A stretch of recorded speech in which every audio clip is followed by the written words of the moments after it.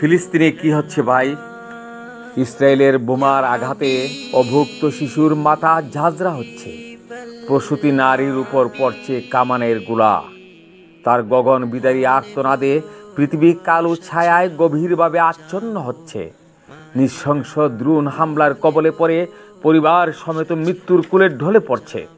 বিমান হামলার নিকৃষ্ট বর্বরতায় মিলিয়ন মিলিয়ন মানুষ আর অবকাঠামো নিশ্চিহ্ন হচ্ছে। আর মার্কিনিরা তারা ফিলিস্তিনকে মৃত্যুপুরীতে রূপান্তরের বীভৎস নেশায় সকল প্রকার রসদ জুগাচ্ছে। হায় মানবতা! হ্যাঁ পৃথিবীর মানুষ, তোমরা কি মানবতা বাঁচাতে চাও?